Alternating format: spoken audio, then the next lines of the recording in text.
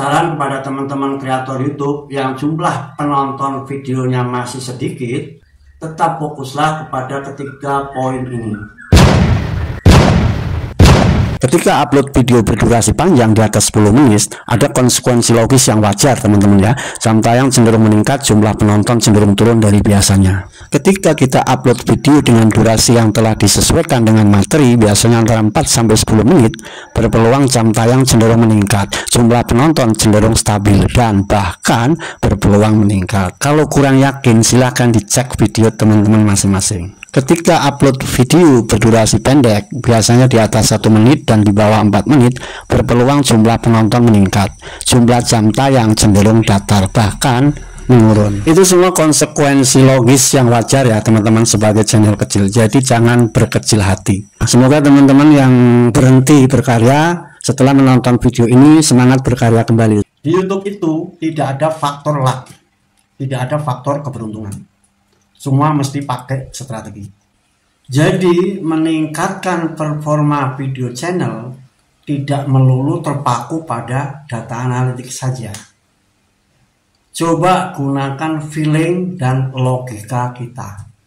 Jam tayang berkurang puluhan jam, subscriber turun puluhan subscriber, ini sebenarnya kan hal yang klasik ya bagi yang sudah tahu. Tapi kayak teman kita yang belum tahu kan perlu juga di-share masalah ini. Yang pasti penyebabnya strategi yang kurang tepat ya teman-teman. Misalnya saling menonton sebentar, sudah lakukan subscribe. Itu kan salah satu strategi yang kurang pas, kurang tepat, bahkan tidak tepat. Kemudian ditonton sendiri ya, apapun ceritanya kalau ditonton sendiri ya itu strategi juga kurang mantap juga, atau boleh dikatakan strategi yang buruk ya. Ya seperti yang sudah di-share sebelumnya ya kan. Penontonnya itu bukan penonton yang sebenarnya gitu, paham kan ya. Kemudian jam tayang sudah masuk rentang waktu di atas 1 tahun, itu juga bisa mengurangi jam tayang teman-teman. Itu kalau cara kita sudut pandangnya menyeluruh ya teman-teman. Bahwa kita ini main di YouTube, tentu kita tidak bisa bikin aturan sendiri. Mesti mengikuti alur daripada permainan di YouTube. Kalau ada pendapat lain silahkan saja, kita diskusi saja. Dimulai dari memahami kecenderungan penonton teman-teman ya. Seperti kita tahu bahwa penonton itu cenderung melihat tampilan thumbnail dan judul yang menarik. Kemudian ini channel siapa atau kreatornya siapa. Kemudian jumlah viewersnya banyak atau sedikit. 3 hal ini ya teman-teman yang pertimbangan pertama oleh penonton. Setelah diklik, penonton akan melihat jumlah subscribernya dan status monetisasi. Jika 5 poin ini terpenuhi, penonton cenderung menonton lebih lama. Tentu saja memperhatikan dengan baik. Itulah tantangan dari channel kecil. Kemudian sumber traffic penonton kita harus paham teman-teman ya. Halaman channel, notifikasi, fitur jelajah, rekomendasi YouTube, penelusuran YouTube, fitur YouTube lainnya. Kita kembali ke segmentasi secara umum teman-teman ya. Di awal, di tengah, sama di akhir. Jadi teman-teman biasakan di awal itu jangan bertele-tele. Poinnya aja langsung, ringkasan poinnya apa, kita mau bicara apa, atau kita mau memaparkan apa. Langsung saja di 1, 2, 3, 4, 5. Misalnya ada 5 poin. Kemudian di tengah, di antara 5 poin itu pasti ada poin utama. Itu yang sering disebut dagingnya ya. Itu yang akan mendominasi waktu pada poin utamanya. Jadi ringkasnya ada 3 bagian. Di awal waktunya sedikit saja. Di tengah yang banyak waktunya. Di akhir juga sedikit saja. Poinnya itu teman. Meskipun narasi dan segmentasi cepat, tidak mengurangi esensi konten video secara keseluruhan. Ini tentu bagian tersulit, terutama bagi yang belum siap dengan berbagai alasannya untuk melakukan riset seperti yang dilakukan oleh channel-channel besar. Terutama untuk teman-teman yang single player, yang semuanya dilakukan sendiri. Ada beberapa tips yang bisa dicoba untuk mengurai kesulitan itu. Dan tips ini sangat sederhana.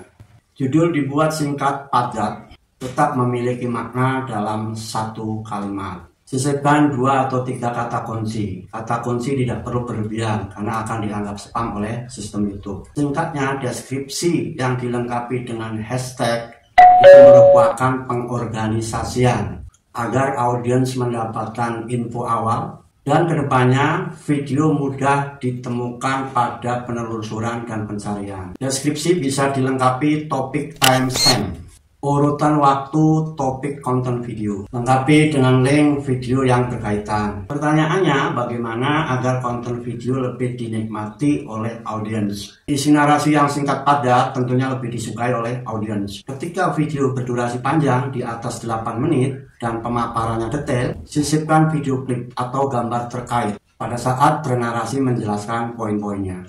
Klip video dan atau gambar terkait bisa diambil dari aplikasi gratis. Namun lebih baik dari gambar atau klip video sendiri yang telah dikondisikan. Inilah fungsi ketika kita bekerja tidak terburu-buru. Salah satunya senantiasa fokus kepada segmentasi video. Bagian awal, bagian tengah, bagian akhir. Pada momen pemaparan konten video, lakukan setiap poinnya memiliki keterkaitan dan tidak semakin melebar narasinya. Upayakan semakin mengerucut dan lebih tajam.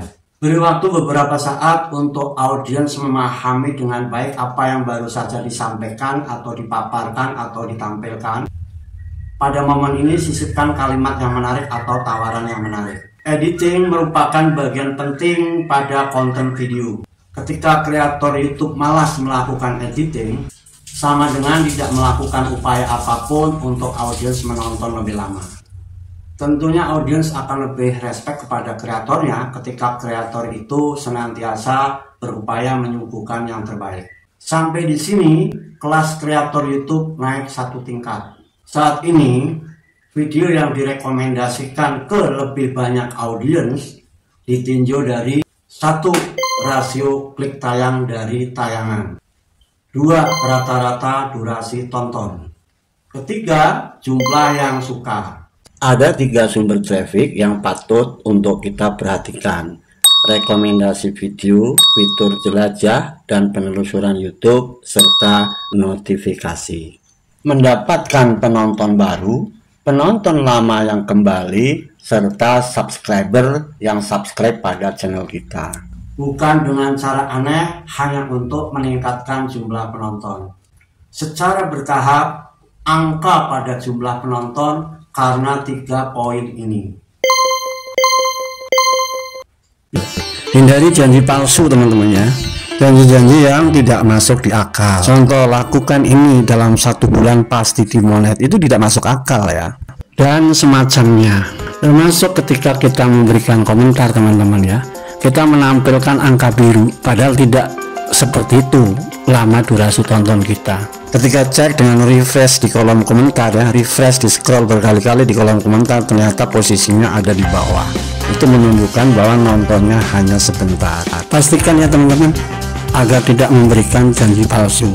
Hindari juga isi video monoton teman-teman ya. Bila ada concern lainnya, kita bisa berdiskusi pada kolom komentar. Bila mana cocok, jangan lupa dibantu like, komen, subscribe, aktifkan lonceng, dan share kepada teman-teman yang memerlukannya.